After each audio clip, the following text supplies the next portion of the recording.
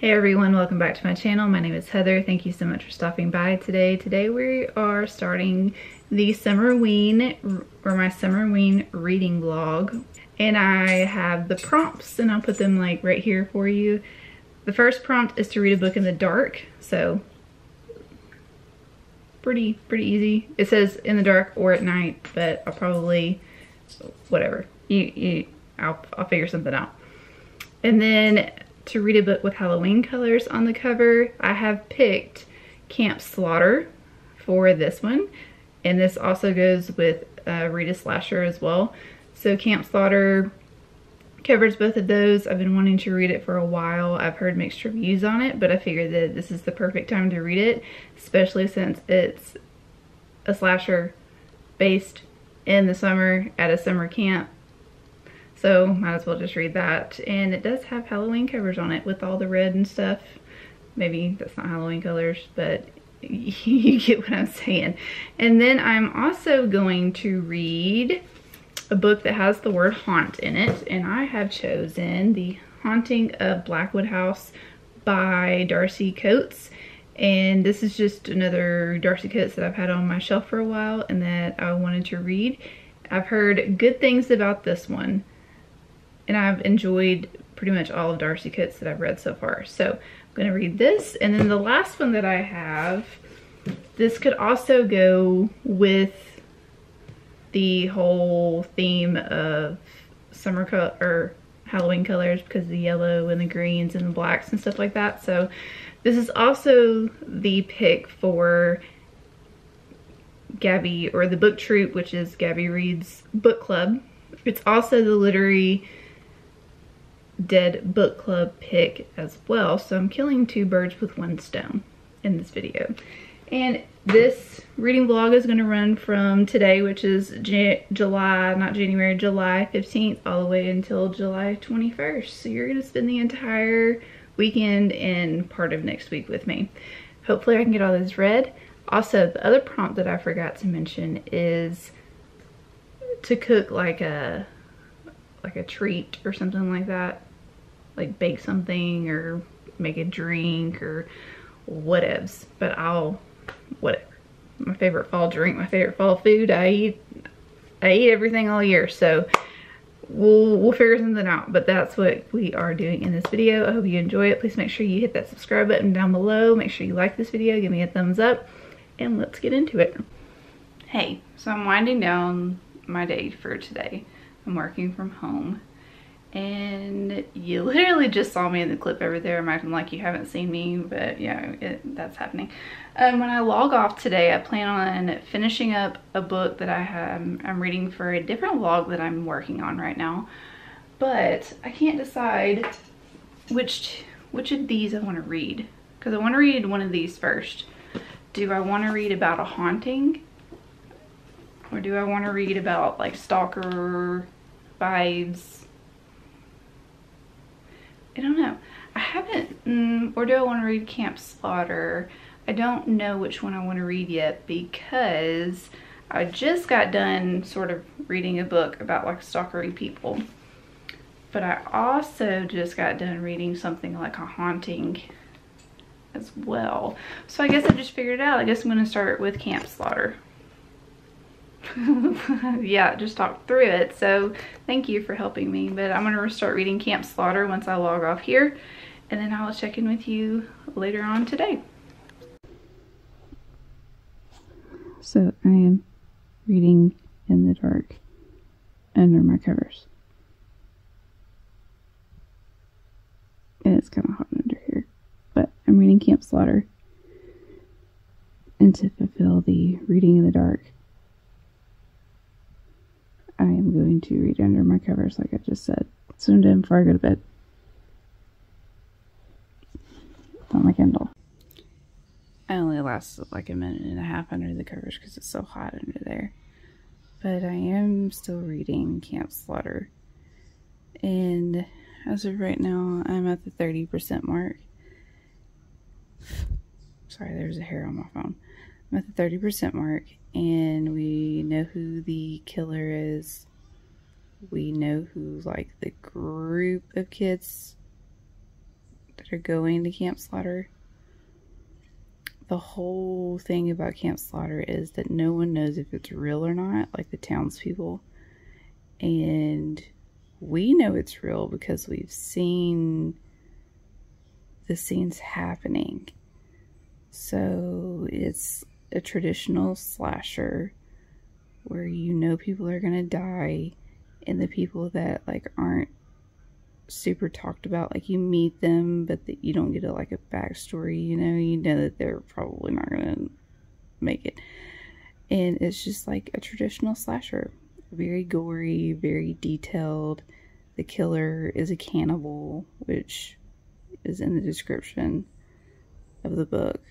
So if that makes you squeamish, then maybe you don't want to read this, because it goes into, it's very detailed about what this dude does. And supposedly we're going to get more of a backstory on him and see why he's doing what he's doing. But he is ruthless.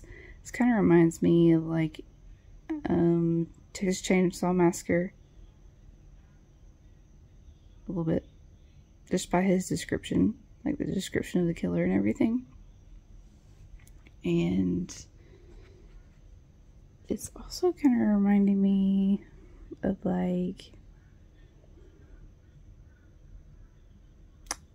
maybe Friday the 13th, like Jason Voorhees, Friday the 13th. Is that Friday? Yeah. Yes, Friday the 13th. Jason. It's kind of like a crossover between those two things. I think that's what's going to happen. But the only thing is, it's not like a summer camp. It's a cabin in the middle of the woods. So that's the difference there. But you kind of get the vibes there. So, crossover. Texas Chainsaw Massacre, crossover. Friday the 13th. Yep. That's where I'm at. I'm going to continue reading, and I'm probably going to fall asleep, like I said, while reading this book. So, see you in the manana. Hey, I'm here to update you on this video. I ended up finishing Camp Slaughter, and I gave it 3.5 out of 5 stars.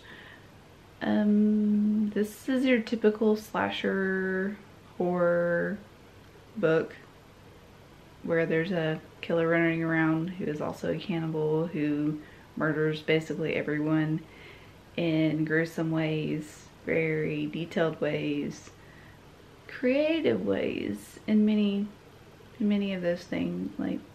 Like he's very creative in the way he does things. His favorite thing is to use a machete. But anyways, I read it. There were a lot of scenes where I was just like, ugh.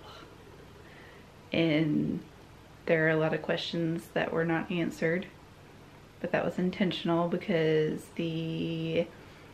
afterward, at the end of the book, or the author's note said that there's going to be a sequel, and the killer is going to return, because in all good slashers, the killer doesn't die.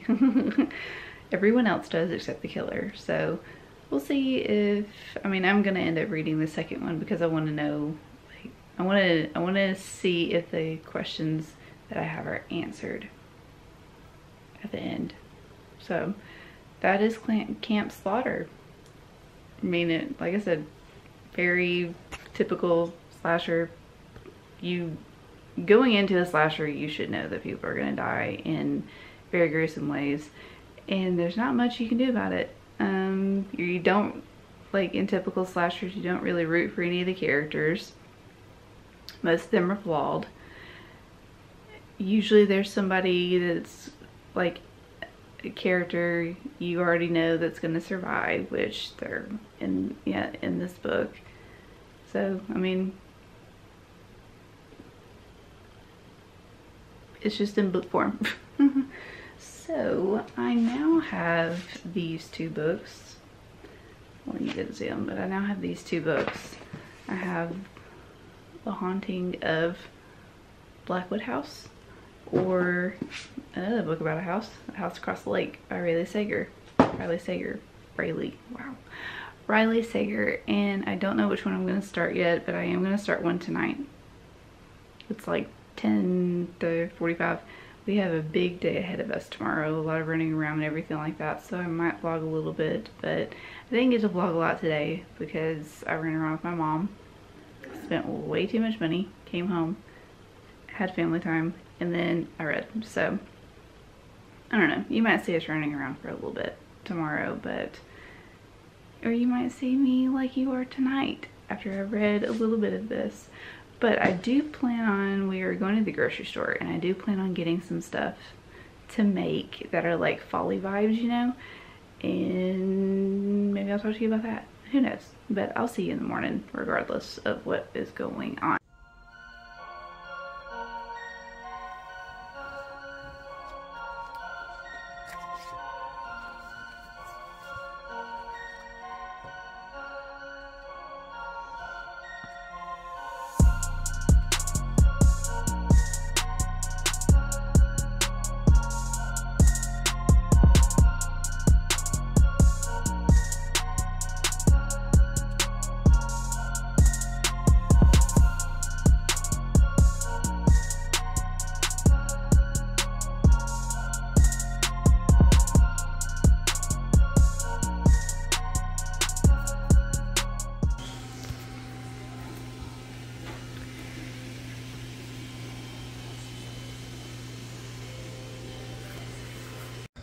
Hello, so I'm here to update you on this video. I am about 70 pages into this book, and this is about a girl named Mara who is moving into a house, and this house has like a really bad, like, it's very dark, and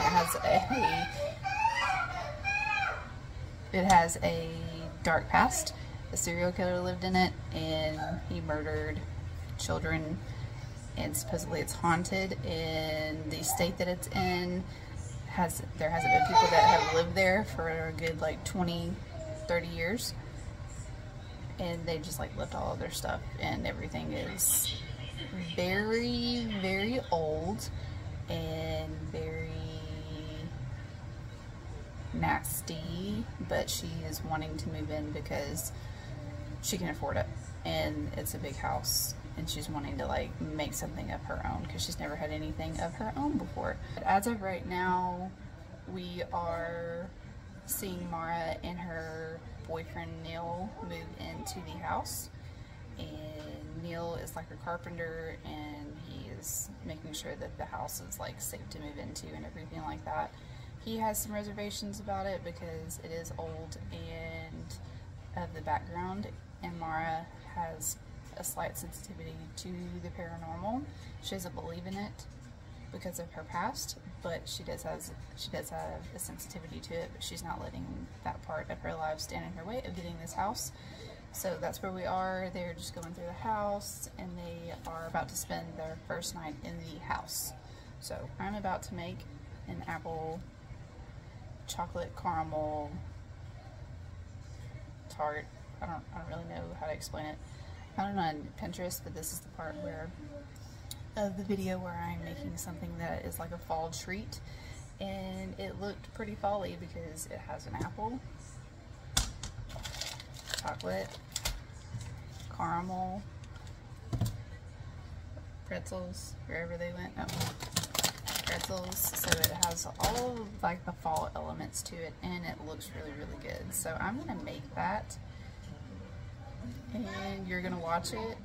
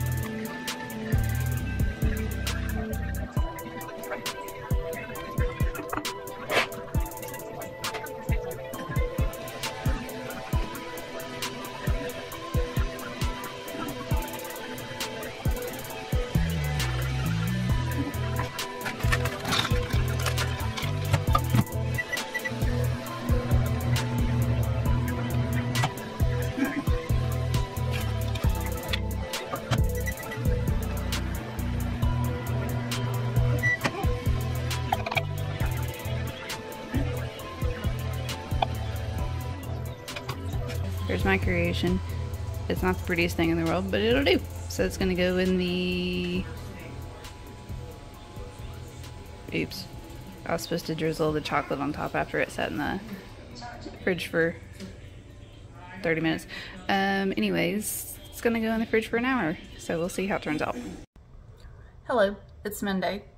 And excuse my appearance, sorry. I'm working from home today and I'm about to take a lunch break.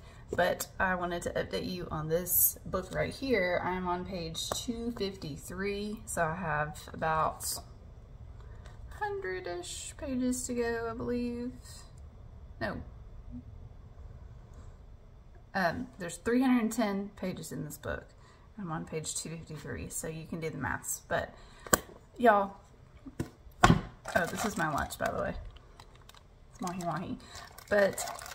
if I was living in a house like Mara's living in, I would not still be there, because I'll tell you this, Mara is a complete skeptic, and she doesn't want to think that they're, sorry, I put holes in this. But she doesn't want to believe that there are ghosts living in her house, even though people have been telling her that there are ghosts living in the house, because it's a haunt. Like, there's a lot of things that have happened in that house, right? So, she is going to stay in the house because it's hers. It's the first thing that she's ever bought. That's really hers. And she doesn't want to lose it because it's hers, right? It's hers. Then she finds out stuff about the history, and she finds out a specific thing about the history that I'm not going to tell you because it's a spoiler, but she still wants to stay in the house. And her boyfriend Neil wants her to leave because bad things happen in the house. Basically, every family that's lived in this house has died in a tragic way, mostly the children. So like if you have, so if you have a kid, you don't want to live in the Blackwell house or the Blackwood house because it like literally has murdered everyone and basically like possessions and all that kind of stuff. So Mara's getting on my nerves a little bit because I'm like, girl, you just like I know that you spent most of your money on this, but take the loss and just get out of there before something bad happens, you know? But that's typical in these type of stories because people's pride gets in the way. And Mara does say that she's a very prideful person and that she wants to be independent. But sometimes you just need to, like, take people's help, you know? But anyways, those are my thoughts as of right now about this book. It's really creepy. One thing I can say about Darcy Coates is that she knows how to write creepy scenes that make you, you know, that make you freak out a little bit. And I made the mistake of reading this at night, and I probably won't do that again today. So as I eat my lunch today, I'm going to try to finish this book up a little bit. And I'll probably end up reading it more tonight as well. And yeah, so that is my update for this. I'm gonna eat my mahi-mahi and work and read and, you know, do all the fun things. I finished this book last night. I ended up giving it 4 stars. I really enjoyed this book. This is your classic horror, paranormal, haunted house story, but it's also intense and scary, and I think Darcy Coates did a really good job at writing all of the scary scenes and building up that fear that you would have if you were living in this situation. Mara is very independent, stubborn, hard-headed. She doesn't want to believe in ghosts. She doesn't want to think that ghosts are real. But everyone around her is telling her that there's something really wrong with the house, but she really loves the house for some reason. She's attached to the house. We find out in the story why she's so attached to the house, and I thought that it was a really cool twist to the actual story itself. I did think that the ending was a little too fast. I wanted it to be a little bit longer and more explained, because the ending of the story just kind of like ends abruptly. And I know that some people don't care about that, but for me, I like to know, you know, I like to know where my characters are, you know? I like to see how they end up at the end. But that's just me though. I'm one of those boring people. There is a sequel to this. It's a novella. It comes out in October, I believe. Might be already out. I might be getting it confused. But I think that this story was really good. I think that this would also be a really good story for people who are just getting into paranormal horror, because Darcy Coates is a really good, she's really good at simplifying the situation for you, but also making it super intense as well. That's what I really enjoy about her stories. So I think that Darcy Coates might be going on one of my favorite authors, because I have read multiple stories from her. Hunted is my absolute top tier from her. I really loved Hunted. But I think that she is going into like my go-to horror paranormal author. I have a couple more books of hers on my shelf, so I'm gonna try those out. I also know that she wrote Parasite, and Parasite is supposed to be like her most accomplished book, so I might try to do that, or try to read that, but that's more science fiction horror than paranormal horror. But yeah, so that is that book. I also have, it's over there, The House Across the Lake, but I don't feel like reading that type of story right now. So I don't know. I have off NetGalley, I was able to get Mary by Nat Cassidy. I have that on audiobook. It's right there. I have that on audiobook. That book is creepy. So it would follow in line with this actual like vlog as well. I think I might listen to that for a little bit. I have been enjoying it so far. I'm about 44% into the book, but I've had to kind of stop that book here and there because it's very, very, very graphic in a way that kind of makes me queasy to my stomach a little bit. Basically, it's about this woman named Mary who is having some, I think she's going through a mental breakdown. She's 40 and she's starting to see things that aren't there, or that aren't there. She's has a fascination with these like figurines that she has that she calls her darlings or her babies or something like that. I can't remember the terminology right now. I think they're her darlings, but she talks to them and they talk to her. It's kind of like up in the air right now. I don't really know what's going on. She's like living with her aunt as well, and she's taking care of her aunt who is dying. And I think if I was reading this book with my eyeballs, I would enjoy it a little bit more. I don't know if I really like the narrator to this story all that well. But it's interesting, but I'm just having to like cut it off after so much time because it makes me feel uncomfortable. But I think that that's I think that that's a good thing when you're reading the book. It just adds to the, you know, it adds to it. But it's interesting. It's interesting because she's living in a house where a supposed serial killer has lived too, and I think that that is influencing her mental state as well. But I don't know. We'll find out. All the characters in that book are weird. They're really weird. It's a very odd crew. It's a very odd group of people that you're reading about, but it's interesting. So those are the books that I'm reading. I will eventually get to The House Across the Lake, but we'll see. I might pick something else, who knows. But no, I'm gonna read that because I said I was gonna read it. But as of right now, I'm gonna listen to Mary by Nat Cassidy. So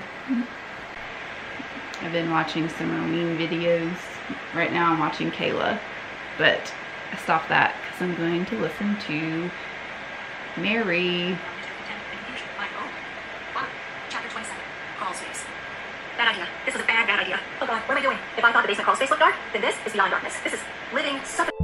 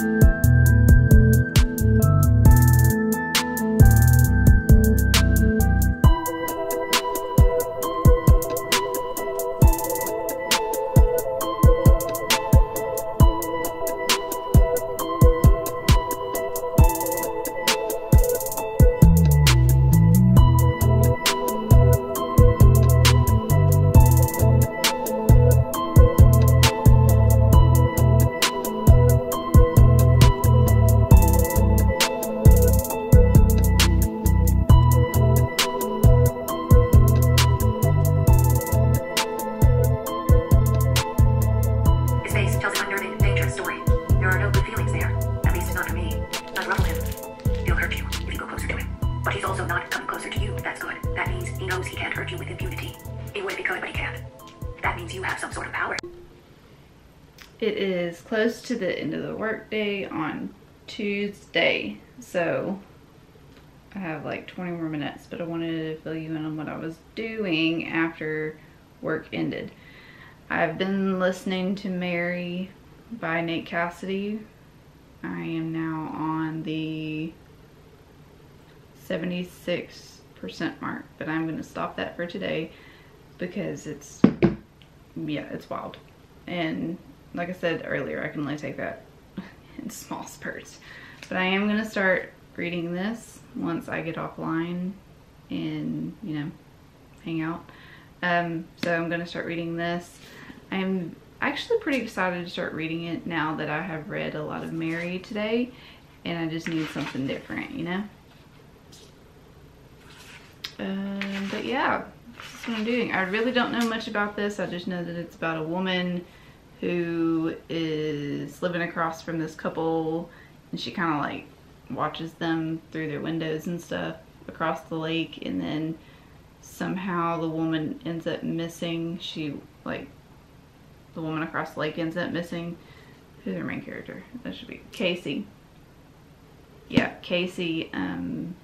She likes to watch the couple across the lake, and one night she sees the couple fighting, and then the next day she doesn't see the actual like wife, so she tries to investigate herself or something like that. I really don't know. I don't know much going into this.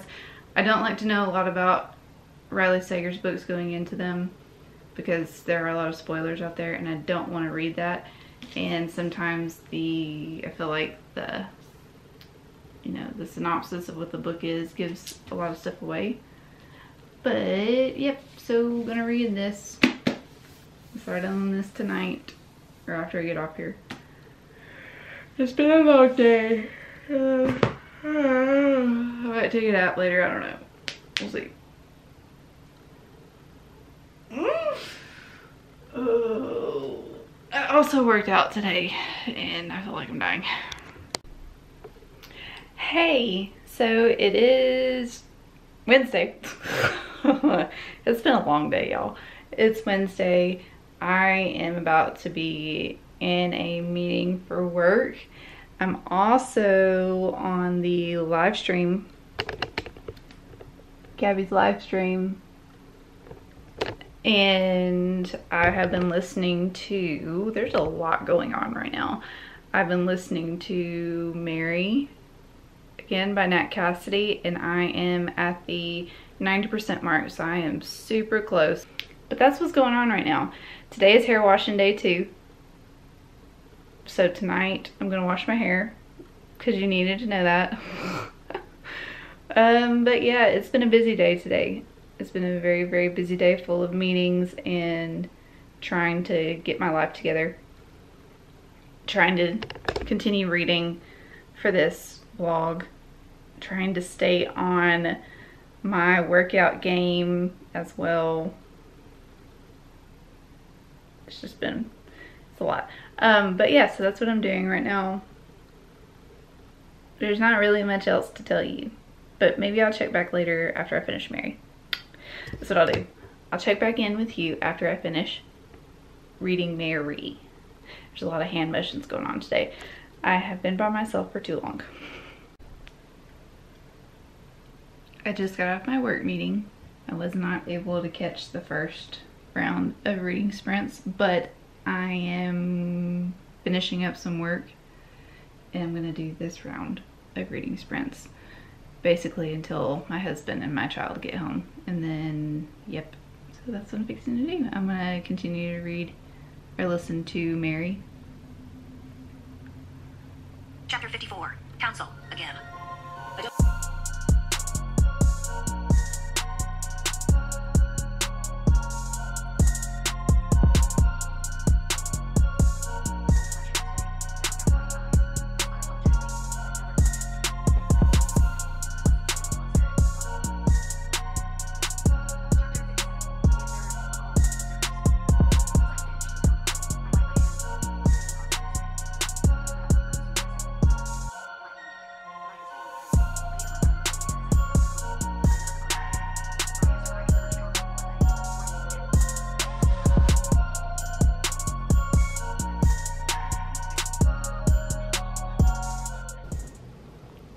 Happy Friday, or nope, happy Thursday.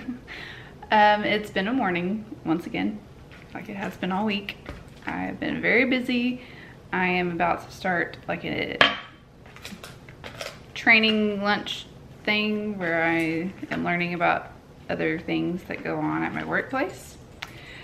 And then I'm gonna be working all day again. I finished Mary by Nat Cassidy last night, and I think I'm gonna give it 4-star. That book was interesting. I didn't know what was going on half the time because it was just very fast-paced, and I listened to the audiobook. I was able to get it off of NetGalley, and I listened to the audiobook, and the narrator did a really, really good job at showing the instability of Mary. Mary is a middle-aged woman. She's going through menopause and she's having some issues.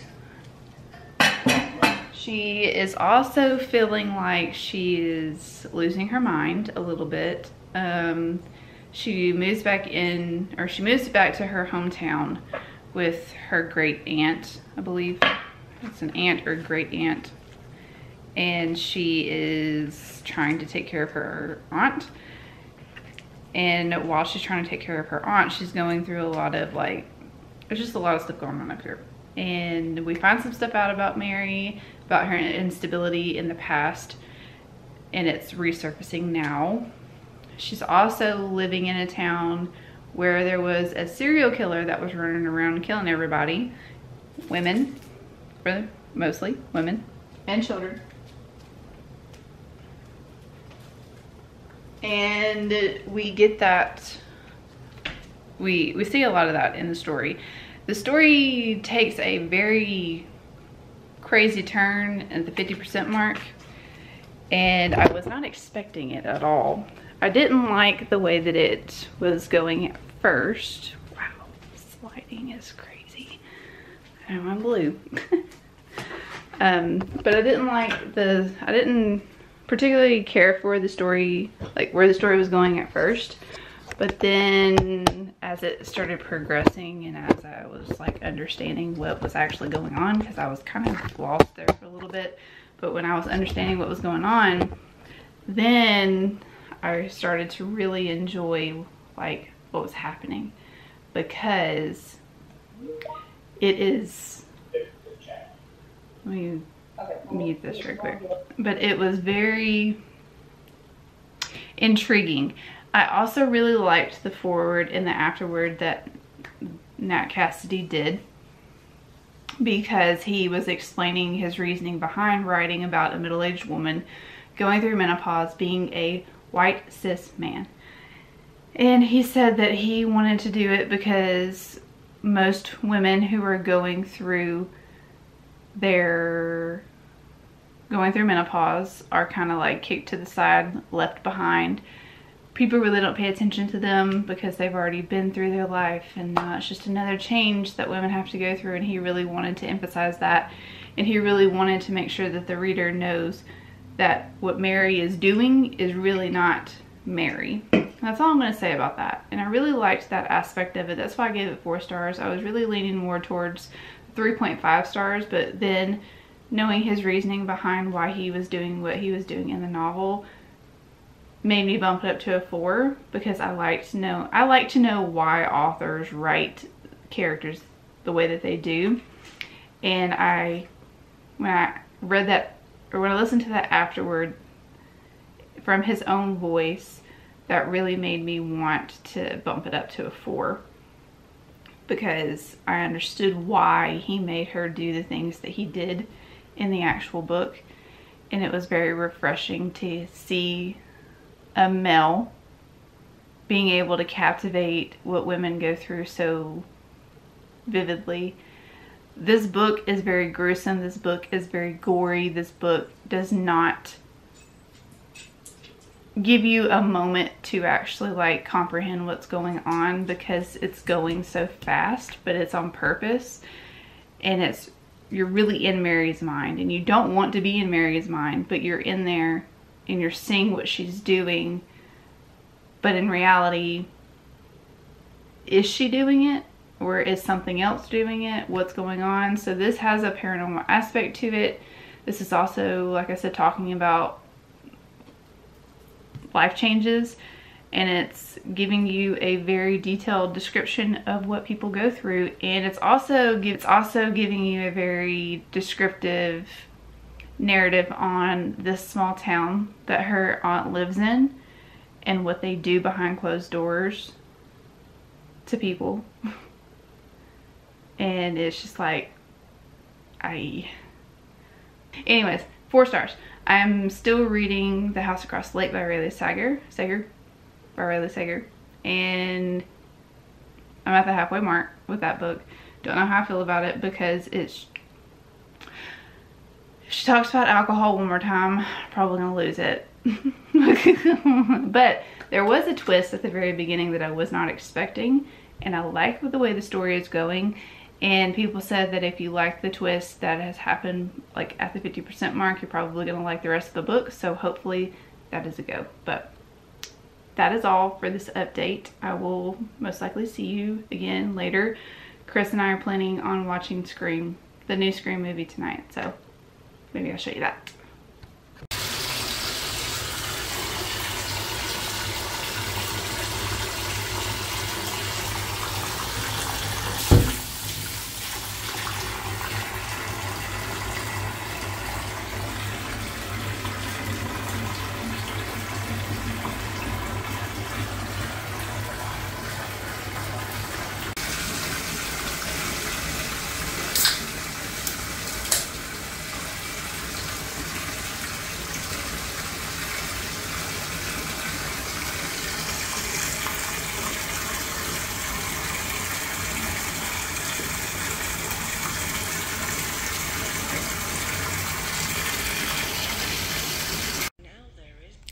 Happy Friday, everyone.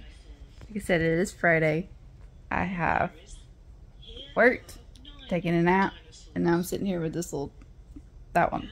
And he's learning how to count and add and subtract and everything.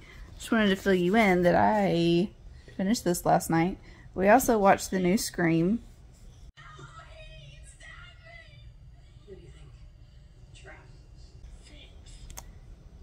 and it was okay. But this book I ended up giving 4 stars. I really liked it. I liked the twist. I liked the paranormal aspect. I liked learning about Casey in her past. I also liked learning about Catherine in her past. Catherine is the lady that lives across the lake from Casey. She's the one that goes missing, and Casey's trying to figure out where she went. And her husband Tom is kind of like a mooch. He likes to use all of Catherine's money, and yeah. And then we have Boone, who is Casey's next door neighbor, who has a secret of his own that we find out about 50% into the book.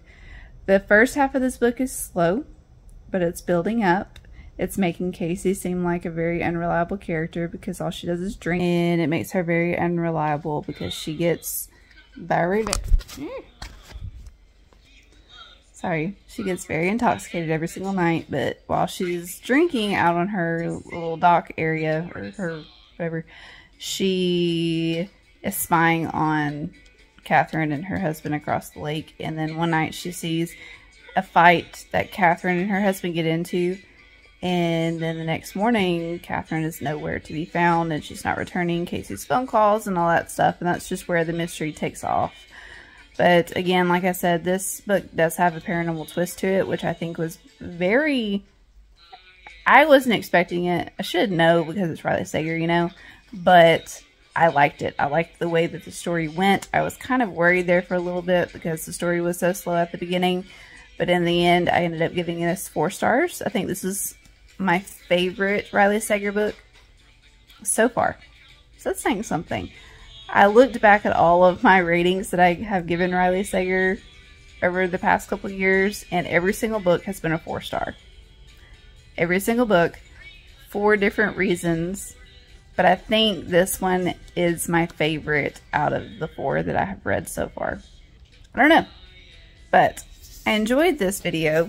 I hope you enjoyed it as well. I know that it was rather long, and you were literally watching me do the exact same thing every single day. But I also, I mean, this is my life. This is what I do. I don't do anything extravagant, but I hope you enjoyed it. I hope you enjoyed my book talks. I hope you enjoyed the books that I've read. Let me know in the comments down below if you've read these books, if you plan on reading these books. If you have read these books, what do you think about them? But yeah, so that is my Summerween video. Like I said, I hope you enjoyed it. Please make sure you hit that subscribe button down below. Let me know in the comments what you think, and I will see you on the next one. Bye!